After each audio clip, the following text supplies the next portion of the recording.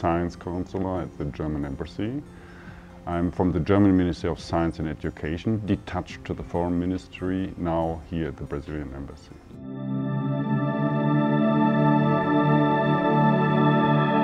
I think the science and technology cooperation between our both countries is very good.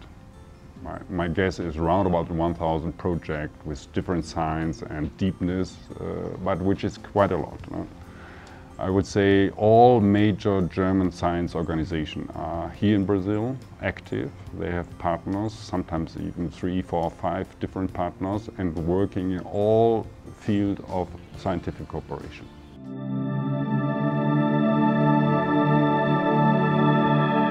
Basically, I would say the cooperation is already very good, and the space for improvement is not so big anymore. So we have tried all kinds of ways, and we focus now on some fields.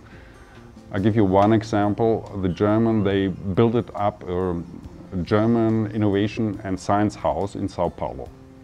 In this house, there's a group of German science organizations represented. And at the end, I would say 7 or 8 organizations are there here in Brazil.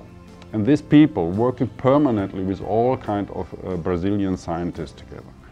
So I think in these terms, what the government can do, we have done both sides, we have done enough. The question is now how we can focus on projects which are for the future very important. That is for sure the climate change question. That is for sure a question from hunger, and in this case Brazil plays an enormous important role as they are a big food production state.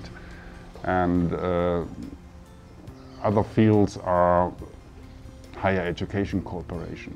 Now we have more than 400 universities from Germany having partners here in Brazil. For sure not all have good big projects, but the most. I've seen quite a lot of very back to the root projects between scientists from University in Sao Paulo and University in Düsseldorf in Germany. It was really quite impressive. So I think there is not much to do to improve it because it's already quite good. But we're working permanently to extend in some fields. For example, right now the Germany and the Brazilian government, we want to focus on bioeconomy more and more. Another topic which is for us very important is rare earth, where Brazilian can play a bigger role. As I told you, I'm coming from Asia, and China was really covering this field of rare earths. But Brazil has a big potential there. So these are some fields where we could deepen our cooperation, and we are on the way to do so.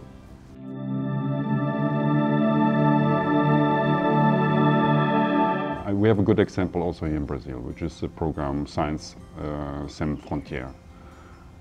Only Germany, we have almost 10,000 students accepted from Brazilian side to study for a couple of months or years, depending from the project in Germany, which is a huge number. And I think it's very important for the young Brazilians to go in the time when they're studying and learning about life in another country for some months, to see the world from another point of view.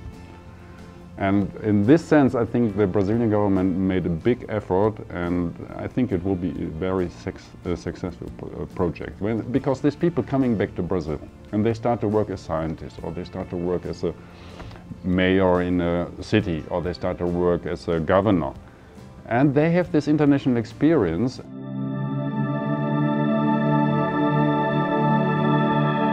Some problems like climate change you cannot solve as a nation. Germany is a small country somewhere in the middle of Europe. Brazilian is a big player in South America, but still Brazilian couldn't solve it themselves. We must do it together. So this is clear. Other fields like, let's say, Ebola, it's a very big and heavy question. So it's not possible that one nation can solve this kind of question. Sometimes you need enormous expensive equipment for certain research. So also in this case, the nation should work more and more together. And generally, I would say anyhow, science is international, knowledge is international more and more. And we in Germany, we started 4 years ago a strategy to internationalize our science and research, because we are convinced in the future we need to work with the best in the world on specific questions together. And where we can find them? We find them in Brazil, we find them in Tokyo, we find them in Washington, and we find them in Russia. So we must see where are the best groups of researchers in which countries, and with these people we must work together.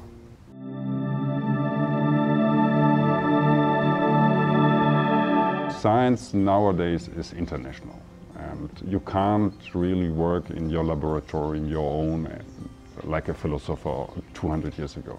You must be connected with your colleagues in other countries. That's why dissemination is important, otherwise you wouldn't know what your colleagues are working. And as soon you know it, and as soon you learn about it, then you can define fields where you can work complementary. So I work in this direction, you work in that direction, and at the end we meet and we have a discussion and we find a common solution. That is a very simple possibility. So dissemination, publishing is very important.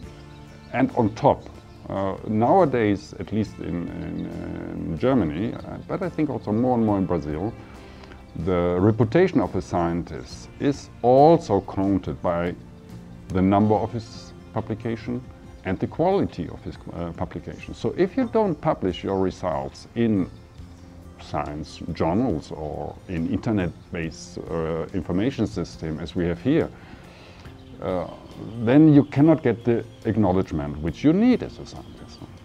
So in this sense, I think information is the key at the end also for the acceptance within the society. The people want to know why the government is spending money in which fields.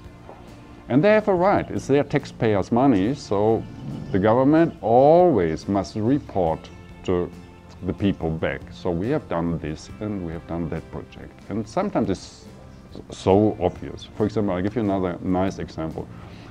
Germany and Brazil, we built together a climate tower in the Amazonas area, which is a huge project with a lot of money behind. This tower will be more than 240 meters high, so it's the highest tower in this sense. And with this tower you can measure certain reactions of the air and atmosphere in Amazonas. And from that you can calculate back, and the climate model becomes bigger and bigger, and the information you gather there becomes more complete. This is a good example of a cooperation.